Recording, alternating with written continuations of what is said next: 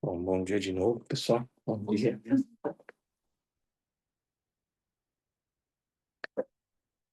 Hoje a gente vai retomar o estudo do texto do Gampopa, do mestre Gampopa, o ornamento, Precioso Ornamento da Liberação. Estou com um óculos bifocal aqui, eu não sei se eu tiro, se eu ponho, estou aprendendo a ficar com essa... Vamos ver como é que eu me comporto aqui com ele. E a gente parou na parte 3 do texto dele, no capítulo 3, que trata da condição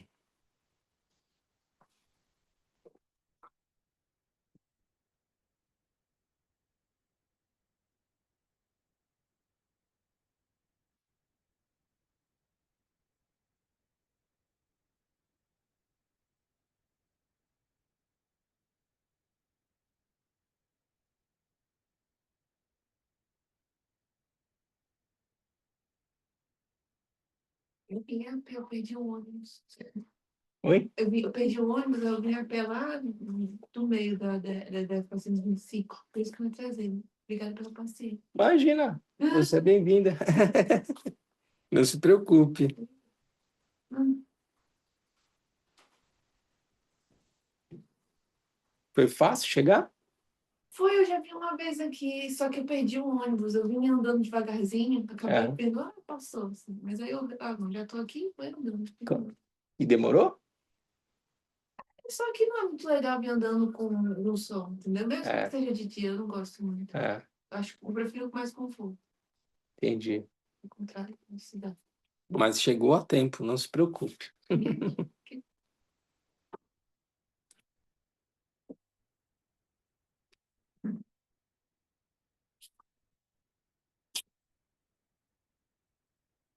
É.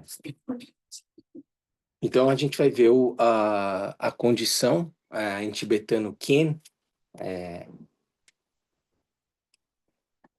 que é, que é o amigo virtuoso. A gente vai falar um pouco sobre essa expressão aqui, Gewei Shenin. A condição para quê, né? Nós estamos estudando um texto Lanhin, de um mestre do século 10, 11, que coloca, que apresenta os ensinamentos do Senhor Buda de uma maneira didática, a partir de uma perspectiva progressiva, que a gente chama de um texto Lanhin. Ele organiza, portanto, os ensinamentos do Senhor Buda, que fundamentalmente tem o propósito ah, de orientar as pessoas por um caminho voltado à superação das experiências de sofrimento, né? Lembrando que essa foi a motivação principal que levou o príncipe Siddhartha a sair da sua condição confortável no palácio, ah,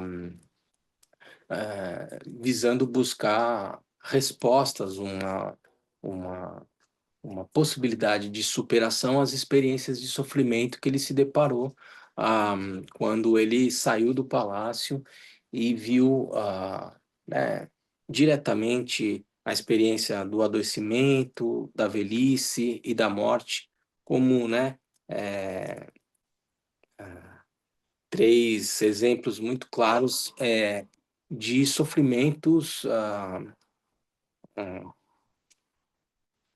comuns, né, à nossa experiência enquanto um ser senciente. Então, diante dessa realidade, o príncipe Siddhartha decide encontrar respostas para essa condição, portanto, numa perspectiva bastante pragmática, bastante objetiva.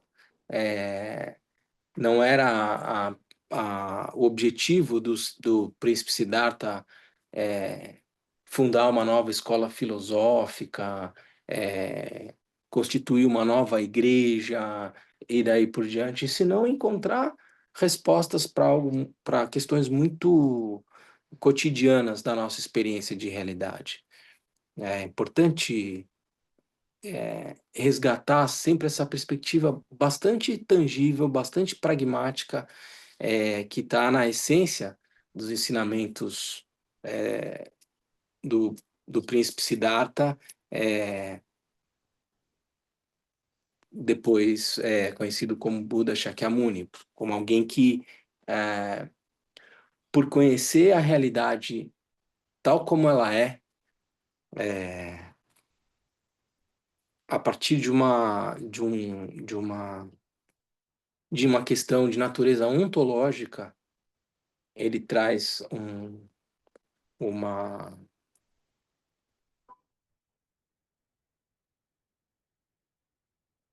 uma proposta epistemológica de conhecer a realidade, de como conhecer a realidade como um meio de superar as experiências de sofrimento. Esse é o ensinamento do Sr. Buda, né? Como, então, conhecer essa realidade tal como ela é? Como maneira de superar todas as experiências de sofrimento. Como conhecer a natureza de todos os fenômenos compostos, de todas as experiências da realidade. E esse texto do Gampopa, então, organiza as explicações, né, os ensinamentos que o Buda Siddhartha oferece a partir de uma perspectiva progressiva, né? Como se fosse um caminho mesmo.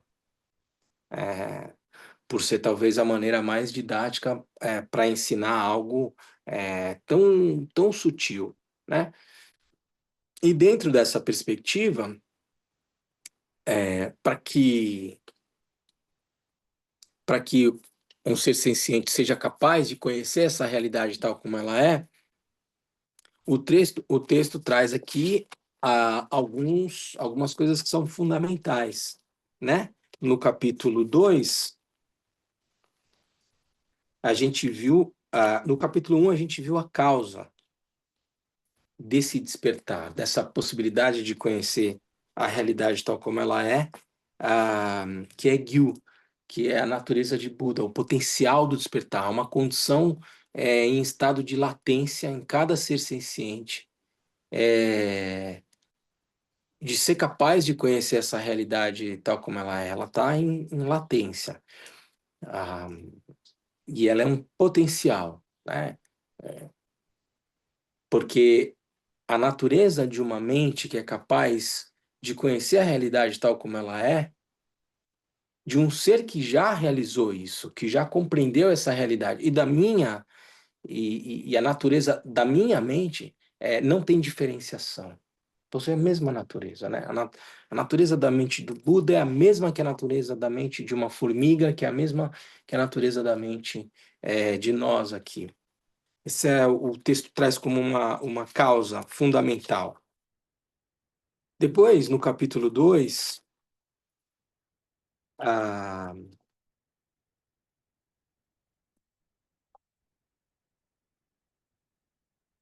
o Gampopa vai explicar qual é o suporte ideal, qual é o receptáculo, digamos, o, o invólucro ideal para se alcançar essa condição inequívoca sobre a realidade. Ele vai dizer, é um corpo humano, é uma condição humana, preciosa. Esse é o suporte mais favorável para se conhecer essa realidade tal como ela é e superar as experiências de sofrimento. Então, o nascimento humano é associado a determinadas circunstâncias especiais, e a gente viu isso ao longo dos últimos encontros, configuram o suporte mais apropriado. Poderia ser o de uma formiga, né? Poderia, que também é um ser senciente, poderia ser de um espírito faminto, como a gente tem, assim, né, como outras hipóteses de condição de existência, mas o Buda vai ensinar que é a condição humana dotada das 8 liberdades, das 10 aquisições, dos 3 tipos de fé, foi o que a gente viu nos últimos encontros, que configuram esse suporte tem mais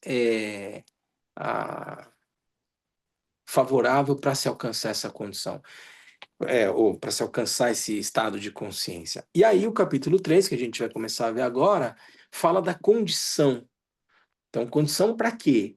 Condição para se alcançar esse estado de consciência livre de engano, o estado de Buda. Qual é a condição para isso? E a condição, a palavra em tibetano, como eu falei para vocês, Khen, é o amigo virtuoso. Alguns vão chamar de o mestre, o guru, o professor, e daí por diante.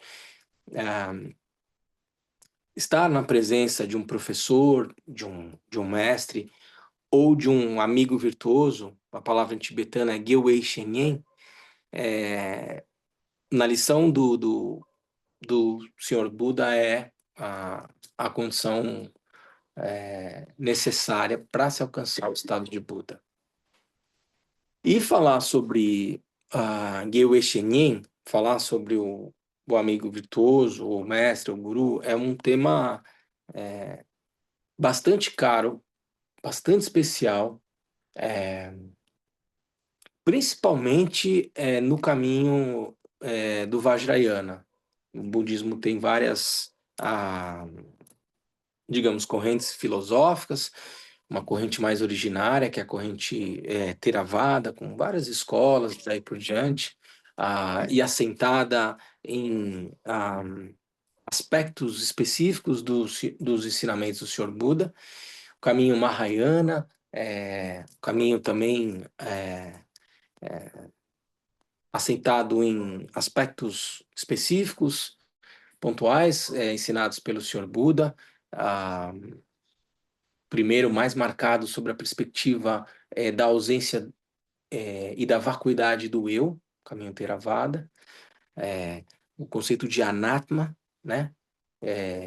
Diferentemente da corrente hegemônica, à época em que o Buda viveu, sob a perspectiva do grande Atma, né? Uma noção eternalista fundamental do hinduísmo e daí por diante, né?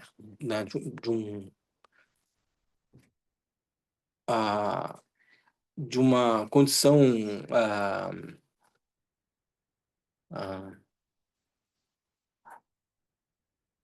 espiritual, de uma essência que a tudo permeia e daí por diante, de uma noção de Deus, e daí por diante, o Buda, ao conhecer a realidade tal como ela é, ele aponta um dos princípios fundamentais dos seus ensinamentos, é a noção de anatma, né? A noção da ausência de um eu, de um eu com uma existência inerente, eterna e daí por diante. Então, esse é nesse contexto, né, em que os ensinamentos que o Senhor Buda traz, ele aponta a perspectiva da necessidade de um amigo, de uma pessoa com mais experiência para apontar o que é o certo e o que é o errado no caminho, e ele coloca isso como sendo uma condição, né? Eu dizia, então, desse caminho Theravada, o caminho Mahayana, muito associado à perspectiva não só da ausência da vacuidade, né, da ausência de um eu, mas também da vacuidade de todos os fenômenos compostos, né? E uma perspectiva assentada num caminho voltado à cessação do sofrimento dos outros, né? Como sendo um aspecto fundamental no caminho para se alcançar o estado de Buda. Então, a perspectiva da Bodhicitta, da motivação de alcançar o estado de Buda para conduzir todos os seres ao estado de Buda, como um traço marcante do budismo Mahayana, e como uma das suas vertentes, o budismo Vajrayana, é, ao qual nós estamos vinculados aqui. E onde a gente vai ver, não sei se hoje, mas talvez no próximo encontro, o aspecto da devoção é uma condição particularmente importante para se alcançar esse estado de Buda. E a ideia de devoção, num sentido último, inclui de maneira muito significativa a relação que se tem com esse amigo virtuoso, com esse mestre. Por isso que eu dizia que falar sobre o mestre, o guru, o amigo virtuoso é algo tão importante para nós aqui, não só porque Buda apresenta esse mestre, esse guru, como sendo uma condição para se alcançar o despertar, ah, mas também porque, em particular, no budismo Vajrayana, a relação da devoção, que traz consigo, né, uma, uma conexão muito importante com o mestre, ou com um amigo virtuoso, faz com que, portanto, esse tema seja muito caro para a gente se debruçar e para a gente falar a respeito. Obrigado. Uma aguinha que o calor tá. Obrigado.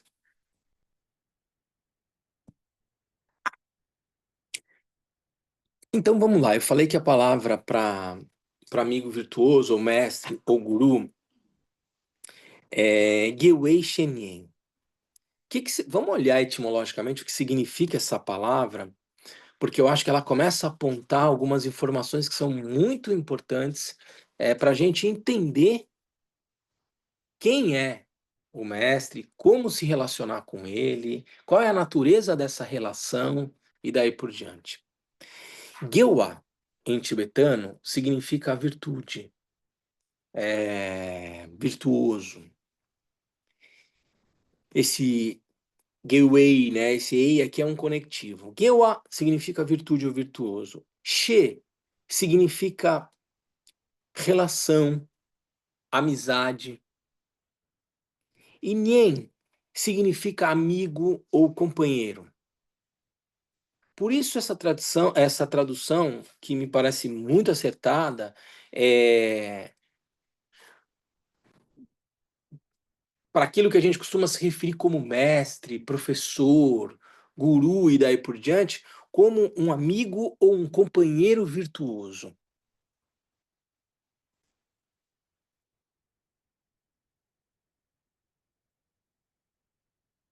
E a gente precisa então trazer em perspectiva, num primeiro momento, uma relação de amizade com um professor. Não é uma relação de subserviência. Ainda que ela possa conter um elemento de afetividade, como entender essa relação de afeto? De que afeto a gente está falando? Não é uma relação de pai e filho.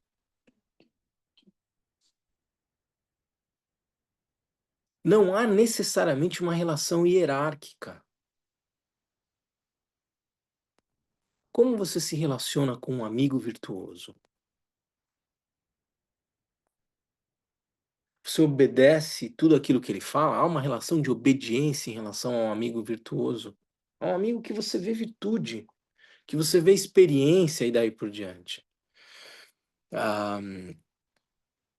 É importante enfatizar isso desde o início, porque a maneira como as pessoas costumam estabelecer a compreensão sobre o que é a minha relação com o meu professor, o meu guru e o meu mestre, começa a se distanciar muito desses conceitos que são muito básicos e que estão lá no cerne dessa expressão aqui, Gewei Shenyen. Nós estamos falando de fato de um amigo virtuoso. Pensem num amigo mais velho.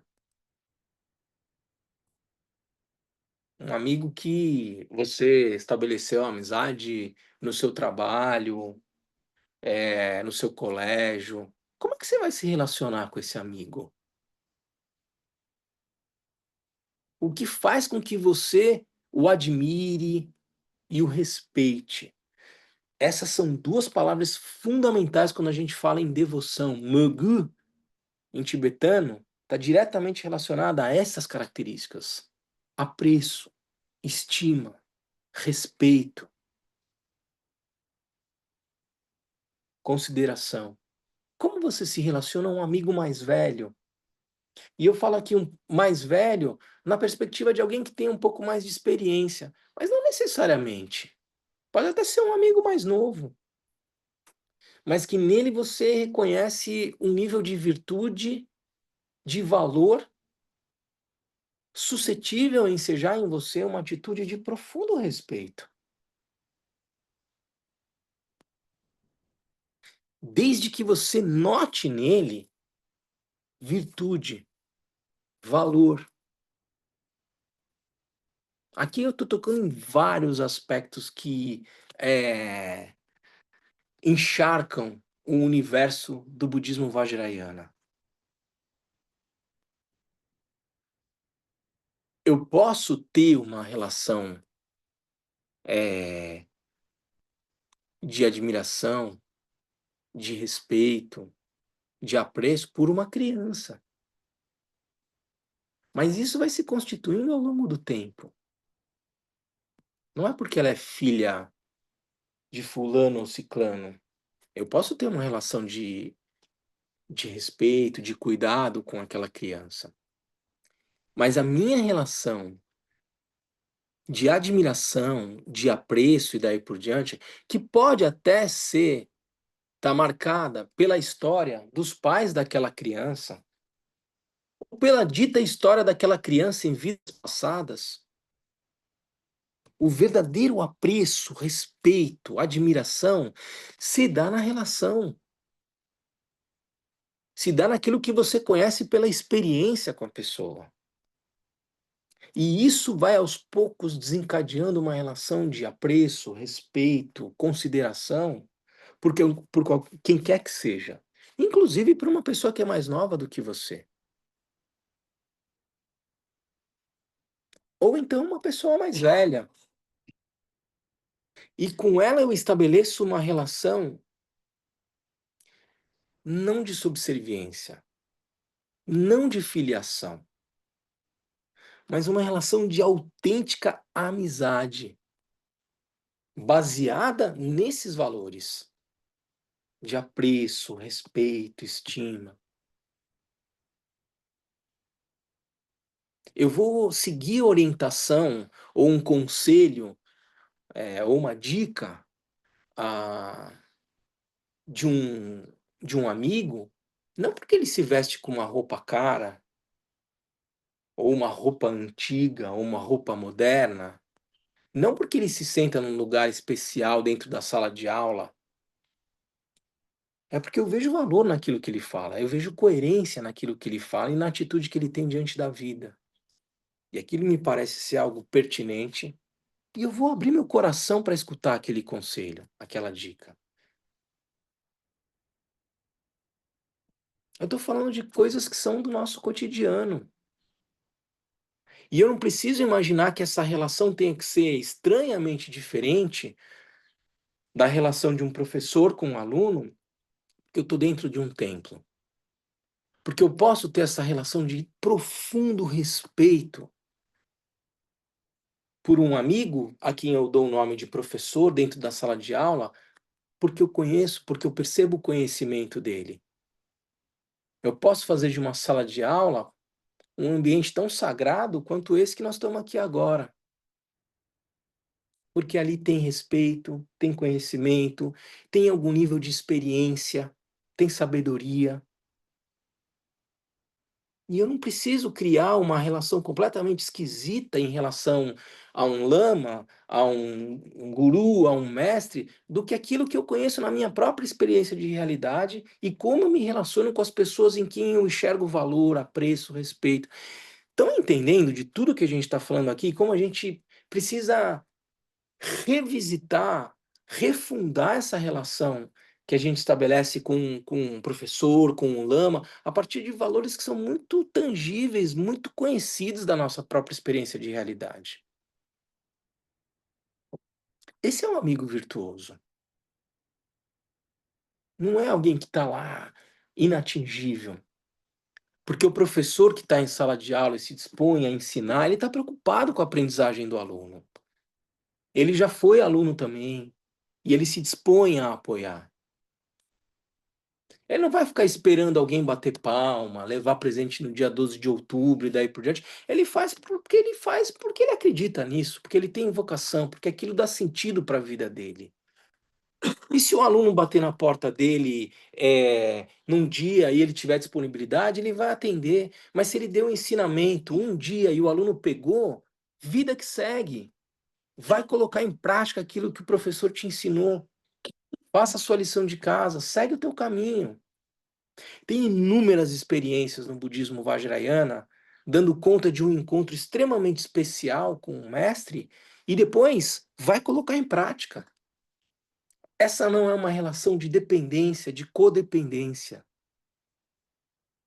Uma relação autêntica de professor e aluno, de um amigo virtuoso com um praticante, não é uma relação de codependência. Ninguém deve necessariamente depender de ninguém, ainda que a palavra seja aqui uma condição. Eu preciso encontrar alguém que tenha essa experiência, porque o texto vai trazer aqui as razões pelas quais, e são muito claras, muito óbvias, é importante esse encontro e essa orientação.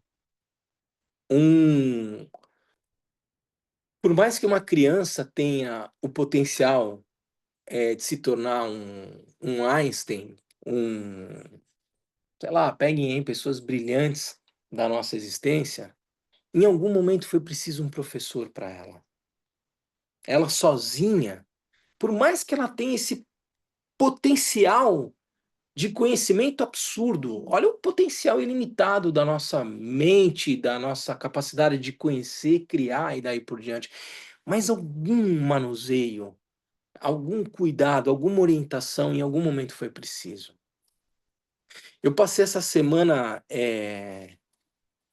por essas questões da vida que a gente não sabe muito bem explicar, mas de alguma forma eu sabia que eu ia falar sobre o amigo virtuoso esse domingo, e eu passei essa semana revisitando e revisitando ensinamentos do Krishnamurti. Não sei se vocês conhecem. E o Krishnamurti, que é uma figura muito respeitável, que foi reconhecido desde criança por um dos líderes da Sociedade Teosófica como o próximo Messias, o próximo líder, né, que viria trazer luz, né, para a humanidade no século XIX e daí por diante. Uma criança que foi absolutamente insensada desde pequena, um indiano que nasceu no sul da Índia, em condições difíceis e daí por diante, foi lá reconhecido como um ser de luz, foi trazido a todo um ambiente confortável de educação, de luxo da cultura britânica colonial, ainda do final do século XIX e século XX.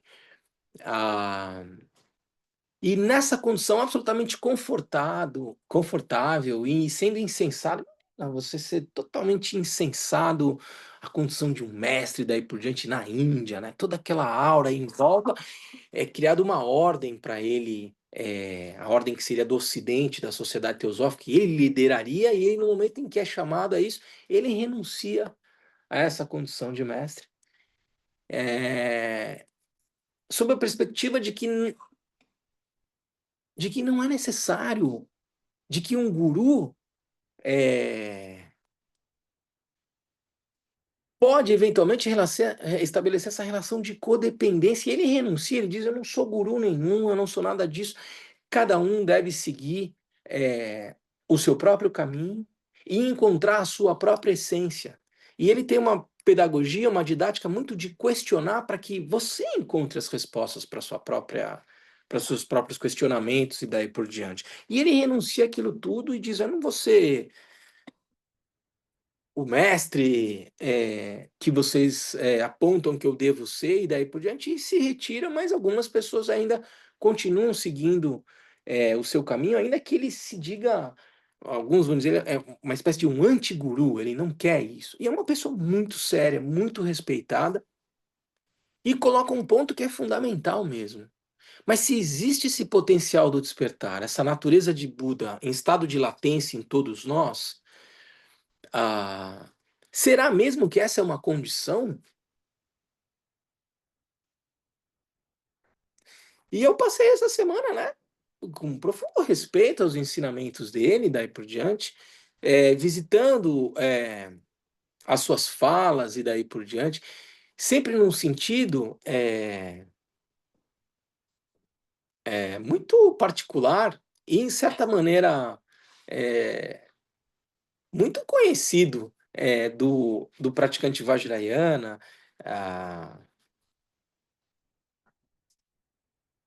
de que é preciso conhecer a sua própria natureza, reconhecer a natureza da mente, conhecer a realidade a partir de um caminho voltado ao reconhecimento da natureza da mente. Não como algo externo e daí por diante, mas conhecer a realidade tal como ela é a partir do reconhecimento e do cultivo da natureza da mente e daí por diante. Então, traz esse espécie de paradoxo, mas então isso é uma condição ou não é? Mas se está aqui, por que o de fora e daí por diante? Mas volto à perspectiva do aluno em sala de aula, da criança, do pequeno Einstein com seus 5 anos, que por mais que tivesse um potencial enorme,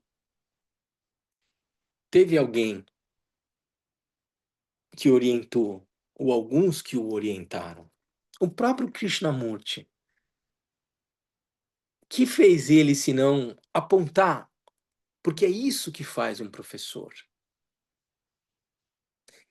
Ele não te dá a iluminação, ele aponta. Mas às vezes é preciso um dedo apontando, sim, porque eu não sei nem para onde olhar. Entende? E o que ele faz, inegavelmente, ao dizer, a negar a ideia do guru, negar a ideia de um Deus criador e daí por diante, ao negar tudo isso, ele aponta a possibilidade de cada um alcançar um estado, uma condição livre de sofrimento. Eu não sei avaliar se o Krishnamurti é um Buda. Eu não quero entrar nesse tipo de especulação.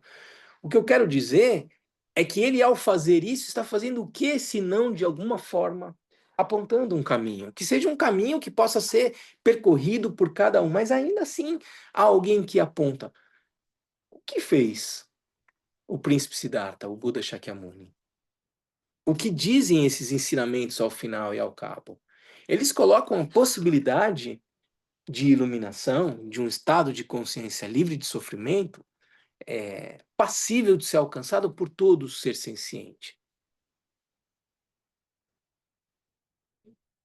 Mas é fundamentalmente necessário que, para um ser absolutamente ainda imaturo e daí por diante, tenha algum nível de orientação, nem que seja para dizer que o mestre é a sua própria mente.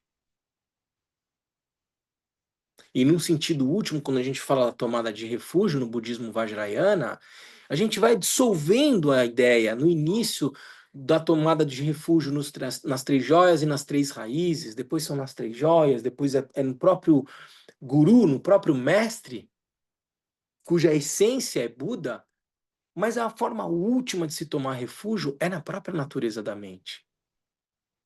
Porque a gente vai dissolvendo a noção de dualidade, de que existe um sujeito, um eu aqui e um outro ali, de que existe um aluno e existe um professor. Sobre uma determinada perspectiva, é compreensível entender essa desconstrução da ideia do mestre, do professor, do guru, porque não existe essa lógica de dualidade na perspectiva budista. Mas ainda assim é importante que esse saber seja apresentado de uma maneira compreensível, didática, para que você possa reconhecer que a sua própria natureza é o guru e daí por diante. E, portanto, essa condição necessária. Entende o que eu quero dizer? Por mais paradoxal que isso possa parecer, a relação de respeito, de apreço que eu tenho pelo Buda, que parece que está lá no altar e eu aqui, ela é o meio pelo qual eu vou reconhecendo a indissociação, a indiferenciação entre a natureza do Buda e a minha própria natureza. Por isso é condição. Isso é meio, não é fim. Entende o que eu quero dizer? Alguma dúvida até aqui, gente? Pessoal que está em casa, tudo bem?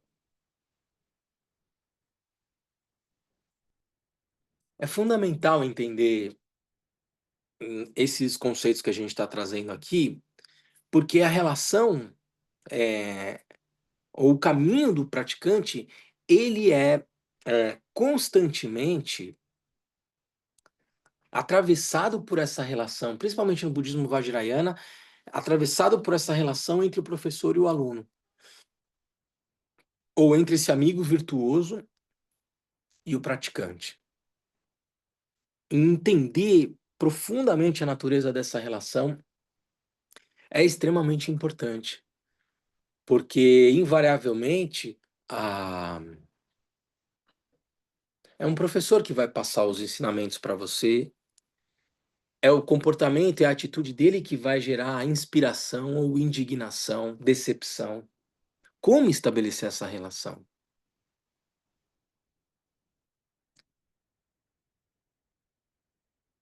Vamos começar a ler aqui um pouco do texto.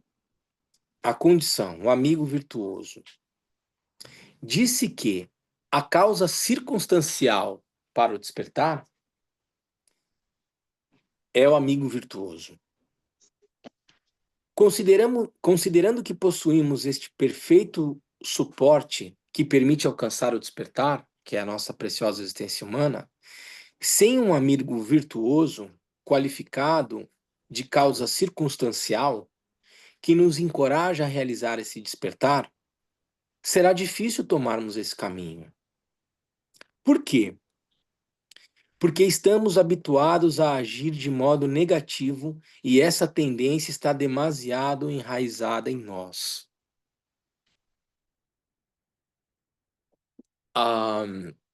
Quando a gente fala do Sansara e das formas de renascimento e daí por diante, a gente reconhece as causas do despertar nessas ou naquelas condições, né? Então, uma atitude, um hábito, uma tendência marcada pelo ódio,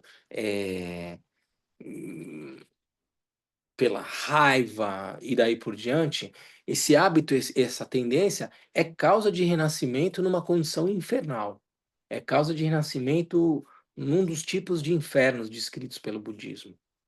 Ou seja, há um hábito, há uma tendência tendente a criar uma experiência de realidade infernal. A avareza é causa de renascimento como um espírito faminto. A ignorância, né? A causa de renascimento como animal. O desejo, a causa de renascimento como humano. Então, esse texto traz aqui uma condição de hábitos e tendências, por exemplo, para nós humanos, marcada por uma dinâmica de desejo, de apego e daí por diante. Não fosse esse hábito, essa tendência, eu não teria renascido como humano, eu poderia renascer como uma outra condição, como descreve o budismo. Mas há um hábito e uma tendência na forma como o sujeito vai se constituindo, marcada por essa noção de desejo, estruturada a partir de uma lógica de dualidade. E se não houver se não for apresentado uma outra possibilidade de experienciar a realidade que não seja marcado por uma lógica de dualidade e tão impregnada por uma lógica de desejo, qual vai ser a tendência?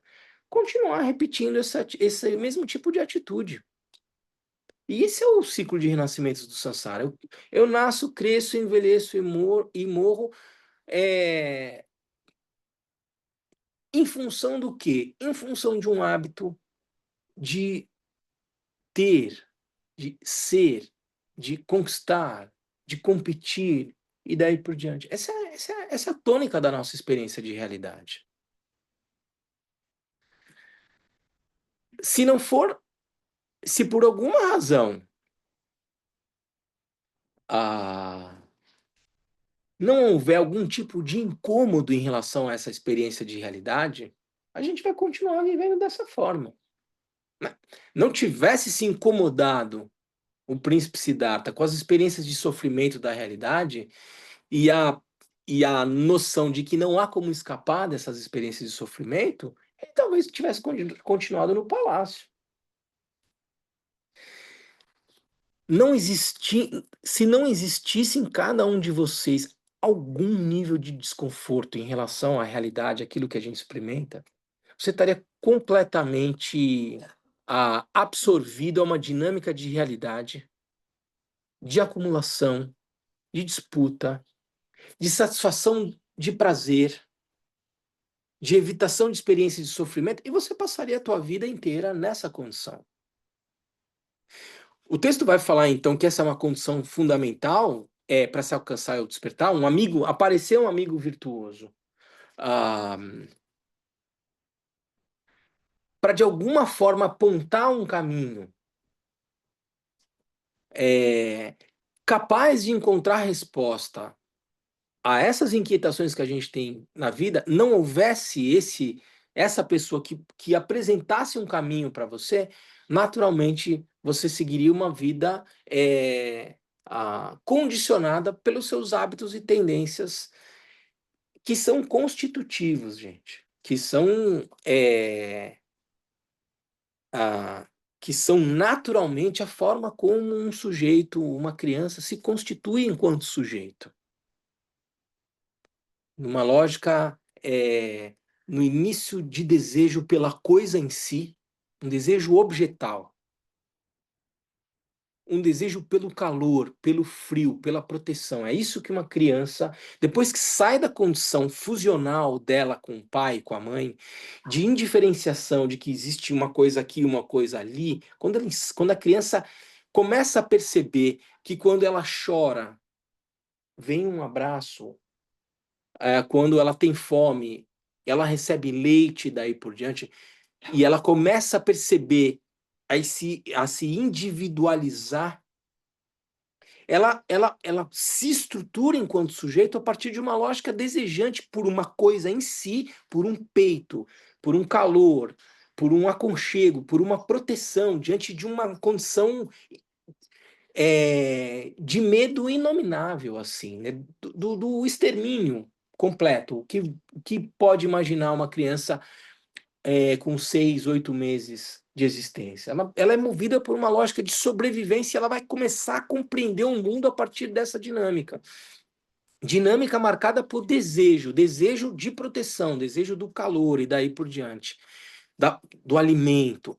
E aí, na medida em que essa vida vai se tornando mais complexa e essa criança vai entrando num universo de linguagem corporal, linguagem falada e daí por diante, essa relação desejante da coisa em si, ela passa a se tornar mais complexa. A criança não deseja mais a coisa em si, ela deseja o desejo. Ela deseja o desejo do pai, da mãe e daí por diante. Ou seja, e aí desejo de ser e daí por diante. Ou seja, esse desejo ele é constitutivo do sujeito. E naturalmente eu vou continuar repetindo essa dinâmica de desejo ao longo de toda a minha vida. Mas se houver, como eu imagino que é em cada um de vocês, um desconforto em relação a essa dinâmica de realidade e alguma faísca de dizer tem alguma coisa fora. Tem alguma coisa fora do lugar. E o início dessa busca para encontrar alguma resposta diante dessa condição que parece inescapável, como foi assim apresentado para o Buda, de uma dinâmica de desejo e marcada por sofrimento, quando vem esse estalo e uma busca por alguma resposta por essa condição que parece inescapável, a condição de um professor, ela é fundamental para mostrar um caminho. E eu volto a dizer aqui, o próprio príncipe Siddhartha, ele não inaugura a perspectiva da busca. Moksha, que é um conceito hindu, a busca pela liberação, já existia na época em que o Buda nasceu, o príncipe Siddhartha. Os Vedas, os textos antigos de 12 séculos antes de Cristo, Buda é do século VI, já falavam num caminho para a liberação do sofrimento e daí por diante. E nesse sentido, o príncipe Siddhartha, ele também teve seus professores. Ele também teve seus professores sobre como praticar a virtude dentro do palácio. Ele também teve seus professores de práticas contemplativas e daí por diante. Ele também se cercou de amigos virtuosos quando ele saiu do palácio, os 5 ascetas. Ele também praticou com eles. Em algum momento foi necessário, sim, a presença de amigos virtuosos. Até o momento em que ele se deparou que aquele caminho de total privação, de total ascese praticado pelos amigos virtuosos que ele tinha na época, iam levá-lo à morte sem que ele pudesse alcançar essa suprema liberação. E ele tem um insight sobre o caminho do meio. E nas práticas de ascese, ele decide receber a tigela da Sujata, uma camponesa que passava ali, oferece leite para ele, e ele toma o leite e ele é abandonado pelos seus amigos virtuosos, que disseram, ele largou o caminho. Mas ele falou, não, eu vou seguir no caminho. Num caminho do meio. E vai, se senta 49 dias debaixo da árvore bode, como é ensinado, e alcança o estado de suprema liberação. E quando volta a encontrar os seus amigos virtuosos, esses amigos virtuosos percebem nele virtude, percebem um nível de realização. Num primeiro momento rejeitam, quando o então Buda, o então príncipe Siddhartha, agora Buda Shakyamuni, quando ele se aproxima dos ascetas, eles têm uma certa, olha lá, aquele que abandona. Mas quando eles se aproximam, eles percebem, opa, e eles se sentam em torno do Buda Shakyamuni e recebem o primeiro giro da roda do Dharma, o primeiro ensinamento. Recebem o ensinamento das 4 nobres verdades. Percebem uma relação entre amigos virtuosos?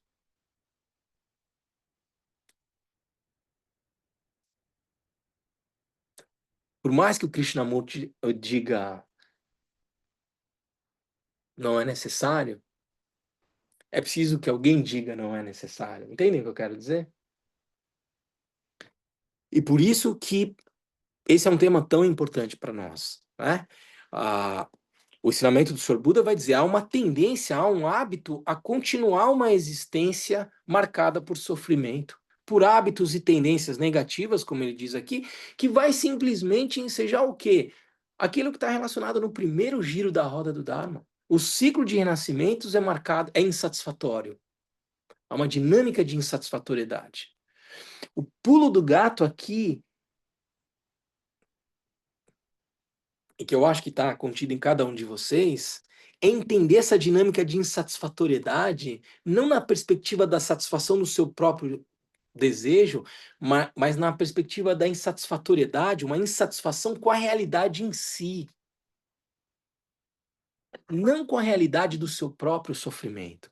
Mas é alguém que se indigna com uma guerra como a que está acontecendo em Gaza ou na Ucrânia, é alguém que se indigna com a miséria, com a fome, com a dor, com o sofrimento do outro. Veja como na perspectiva do Mahayana, do Vajrayana, a perspectiva do olhar em relação ao outro, não em si mesmado, ela causa uma indignação. Tem alguma coisa que está... Como essa humanidade, como como tudo que está aqui está em ordem, se nós estamos em guerra?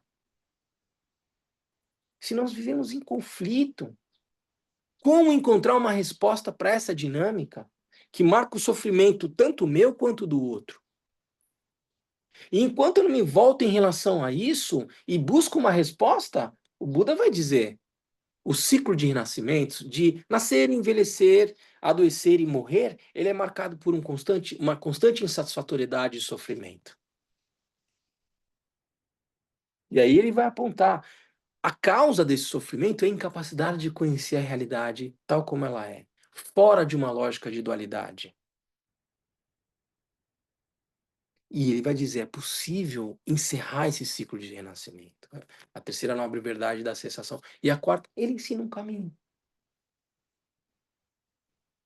Ele é, portanto, o amigo virtuoso dos 5 ascetas, das pessoas que viveram a sua época e que apontou um caminho. Um caminho que, ao final, esse dedo é apontado para cá. Ou, eventualmente, ele simplesmente levanta uma flor de lótus.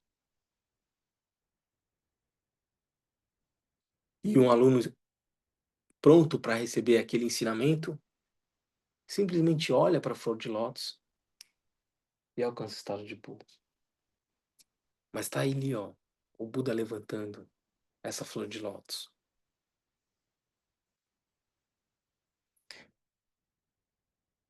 É por isso, então, que o texto traz o amigo virtuoso como uma condição. Porque estamos habituados a agir de modo negativo e essa tendência está demasiado enraizada em nós. Tão enraizada que me faz renascer como humano. Por isso devemos seguir o amigo virtuoso.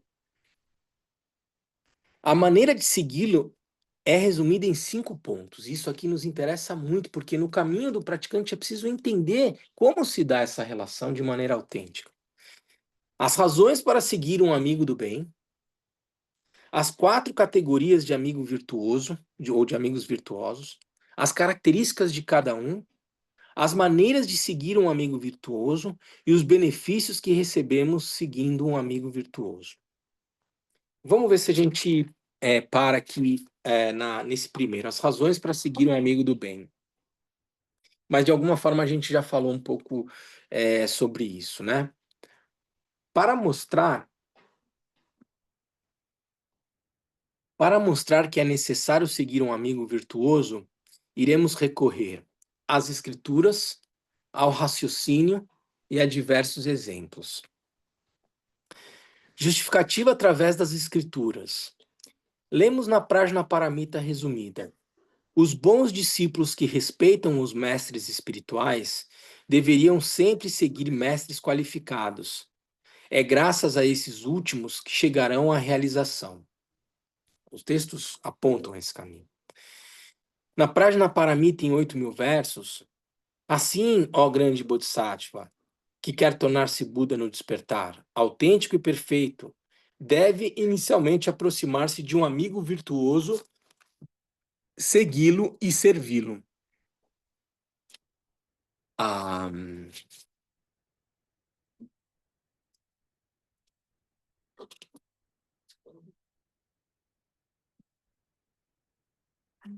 uma coisa que é importante mencionar, quando o texto fala em é importante servi-lo e segui-lo, né? A gente vai falar muito sobre isso. Por que você segue uma pessoa? Você admira a pessoa e quer ser parecida com ela. Perfeito. Nos dias de hoje, até falar em seguir é uma coisa bem interessante, né? Por que as pessoas seguem alguém hoje? Invariavelmente, né, o ideal seria porque ela admira e quer ser como aquela pessoa. O que a nossa sociedade hoje coloca como valor para ser admirado e como exemplo e espelho, né? Hoje em dia as pessoas seguem as pessoas porque elas têm um bom Instagram, porque elas se apresentam de uma maneira interessante, sedutora. As pessoas seguem por isso, gente. Só, vamos voltar ao. Por que que as pessoas seguem as pessoas usando a linguagem da atualidade? Por que que as pessoas têm os seus seguidores? Não é tudo, as pessoas querem ter os seus seguidores na internet, daí por diante. Essa é a dinâmica do seguir alguém. Vai lá, clica e segue a pessoa. O cara tem 5 milhões de seguidores, daí por diante. E aí você vai olhar lá, mas essa é uma pessoa que eu admiro e que eu quero ser igual. Como é teu nome? Brenda. Que a Brenda trouxe. Por isso que eu falei, uma lógica de espelho, assim, de um espelho. É isso que você quer se tornar? Em geral. Você diz nas redes sociais ou no conceito de antigamente? Eu diria na atualidade, Brenda. Normalmente eu sigo pessoas que eu gostaria que tem algo que me falta ou que seja parecido comigo, alguma coisa assim. E eu acredito que a grande maioria das pessoas também, de alguma forma, faz isso, né? Tem uma lógica de admiração, é, tem uma aspiração de se tornar alguém como essa pessoa. E às vezes por critérios que são muito virtuosos. Uma pessoa que é inteligente, que é bem educada, que toca bem um instrumento, que traz ideias virtuosas, saudáveis, que se veste bem, que sabe cozinhar. Eu sigo as pessoas no Instagram e tal, porque eu, de alguma forma, a admiro e, de alguma forma, quero me tornar como ela. Sim. O princípio é o mesmo, do seguir, do like aqui, né? E por isso que eu te falei, né? Assim, você falou, no contexto da espiritualidade, no contexto das redes sociais, eu falei no contexto da contemporaneidade. Sim, porque a dimensão contemporânea, ela abriga a dimensão da espiritualidade e a dimensão das redes sociais. Porque a gente tem. Eu sigo o Dalai Lama, eu sigo o Kalu Rinpoche, eu sigo. Eles estão nas redes sociais. Isso é contemporâneo. E, ao mesmo tempo, eles são amigos virtuosos para mim. Ou seja, eu não preciso criar essa dicotomia e. Eu não sigo ninguém, eu não estou nas redes sociais. Se você consegue instrumentalizar essa realidade virtual para um propósito que lhe seja caro, especial, a gente não precisa afastar e daí por diante. É fácil estar nesse ambiente virtual? Não, porque ele é totalmente construído a partir de uma dinâmica absolutamente alheia a um propósito de conhecer a realidade tal como ela é. Não é o que a rede social está apresentando como perspectiva. Realidade virtual que não é tão diferente da minha mente. A mente, ela é muito mais inequivocamente mais feroz e com um potencial muito mais ilimitado do que as redes sociais. O potencial ilimitado do Dharmadato, da realidade tal como ela é, produz inclusive a rede social, inclusive a inteligência artificial. E é com isso que a gente lida. Mas a gente diminui esse potencial ilimitado da realidade e circunscreve a partir das tecnologias que são apresentadas no dia a dia e daí por diante. Bom, essa tecnologia, voltando, ela me dá a possibilidade também de seguir pessoas e daí por diante, porque o texto fala aqui, olha,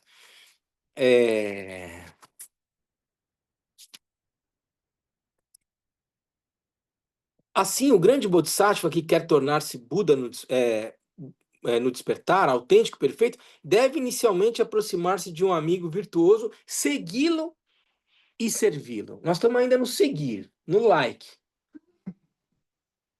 Eu posso seguir um mestre, como eu estava dizendo para vocês, que está lá nas redes sociais. Mas é difícil, esse ambiente, ele rapidamente te captura, porque você tem ali você segue o KPG, o Dalai Lama, o Karmapa, o Kalu Rinpoche, o Mingyur Rinpoche, enfim, os textos. Ali no Rios, aparece um videozinho de 5 segundos que fisga você aonde? Na dimensão do teu desejo. Naquilo que é do campo do inconsciente. Não do místico, do inconsciente, sob a perspectiva de hábitos e tendências que, de alguma forma, ficam contidos, digamos, na sua consciência inconsciente, digamos assim, na sétima consciência na perspectiva do budismo, no inconsciente são hábitos e tendências que você vai cultivando e eles estão lá em estado de latência e esse rios, esse videozinho curto vai lá e te fisga e você está constantemente brigando, né, para tentar fazer o uso daquilo que seja a perspectiva mais saudável desse ambiente virtual. Mas tem muita gente que não está nem um pouco preocupado com isso e não está fazendo essa reflexão e está completamente imerso nisso, né? E tem muita gente que faz a opção de eu vou sair das redes sociais. Eu não preciso da rede social para seguir os ensinamentos, para seguir aquilo que me parece ser virtuoso. Porque eu tenho o KPG, eu posso ir lá receber os ensinamentos, tem os textos que eu posso ler e daí por diante. Cada um faça uso dos recursos da contemporaneidade disponíveis, tijolo, KPG, livro, rede social, e daí tá tudo dentro do pacote aqui. De que forma eu vou fazer uso dessa realidade para seguir aquilo que me parece ser virtuoso e daí por diante? Esse é o primeiro passo. Então, assim, ele diz: aproxime-se de um amigo virtuoso. Aproxime-se na rede social, se você quiser e der conta.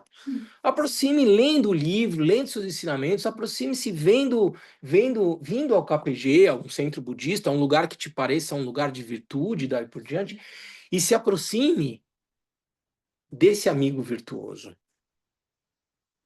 Porque ele, em síntese, ele sintetiza a experiência da realização, o Buda, o seu ensinamento.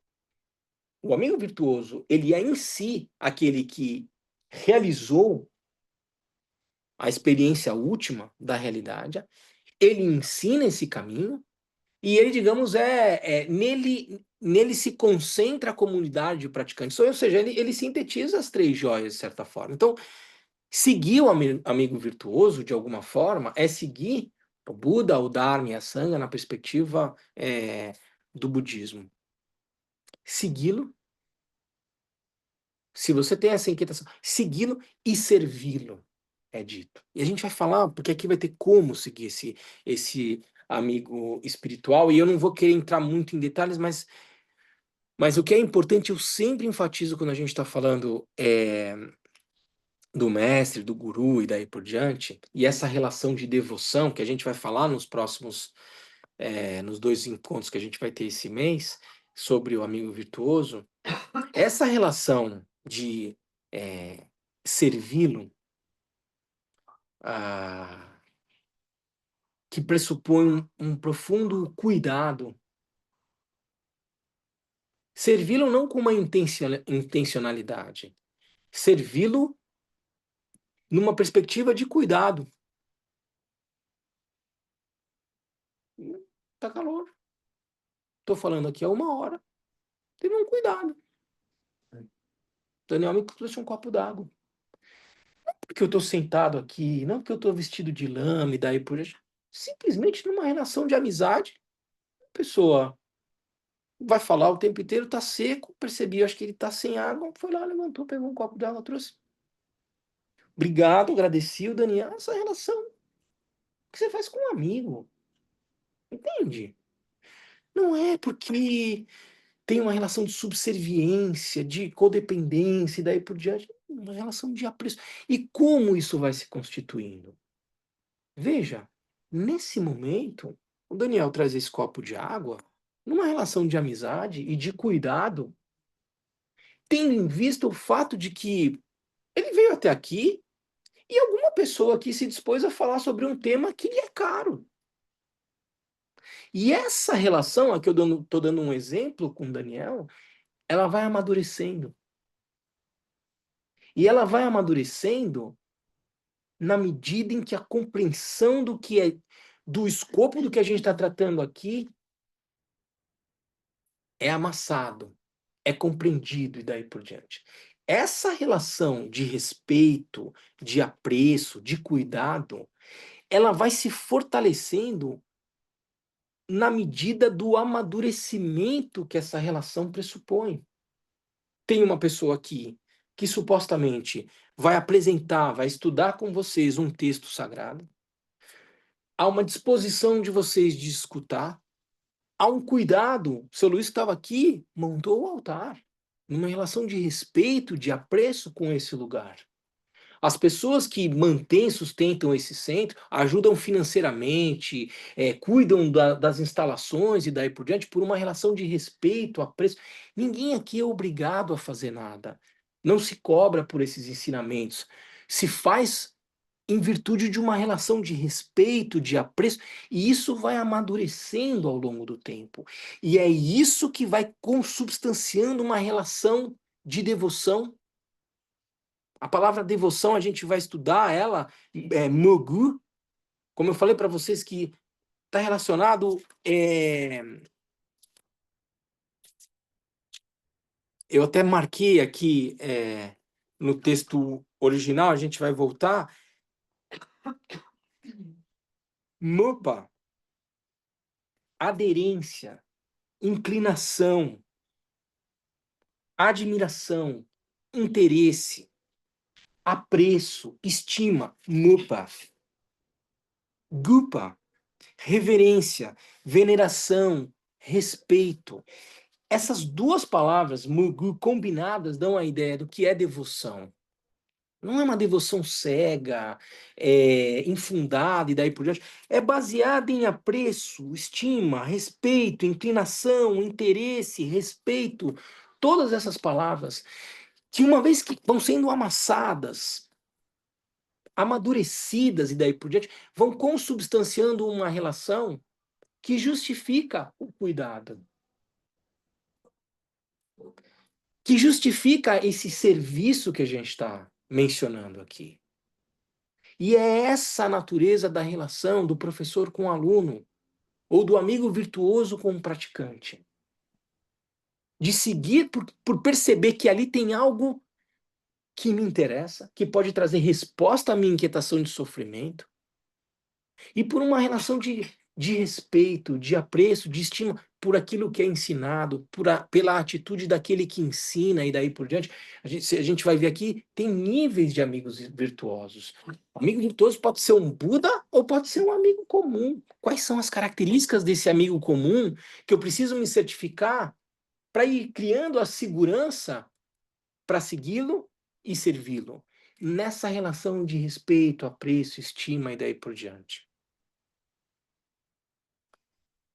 Tudo isso é extremamente importante para amadurecer uma relação própria, adequada, pertinente do professor com o aluno, baseada em lucidez e não em torpor, baseado em experiência concreta, e não suposição, especulação, e não em sedução.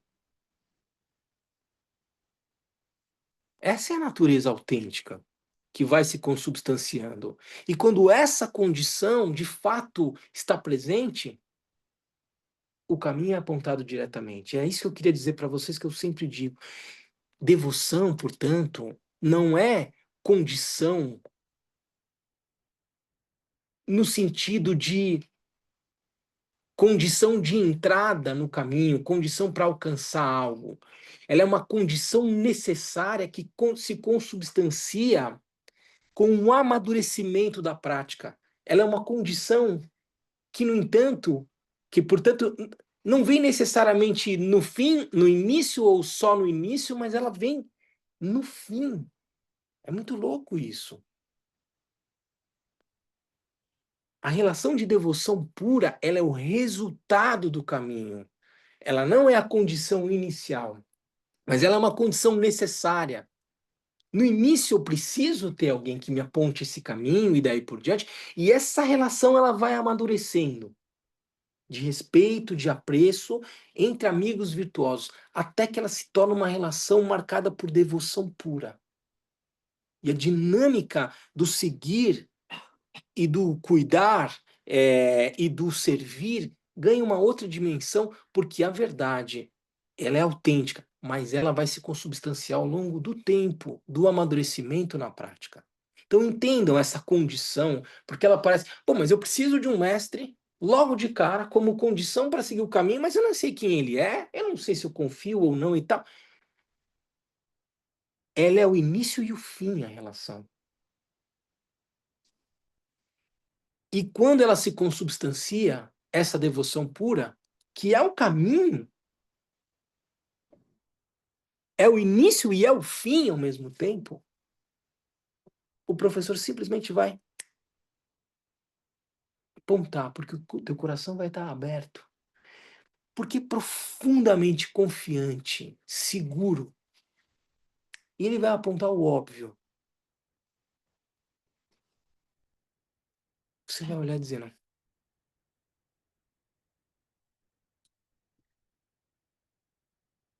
E ele vai dizer.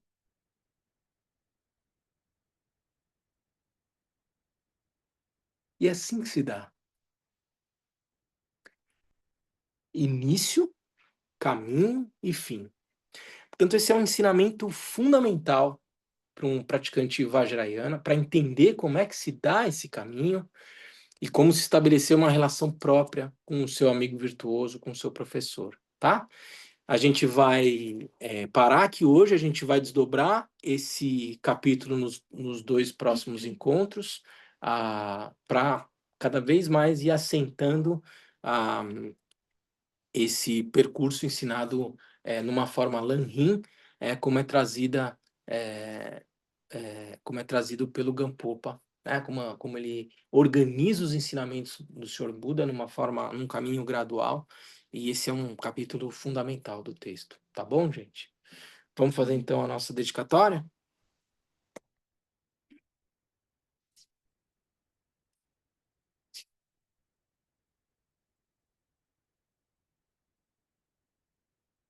Graças a essa virtude, tendo realizado rapidamente o Mahamudra, possa eu conduzir a esse estado todos os seres sem exceção.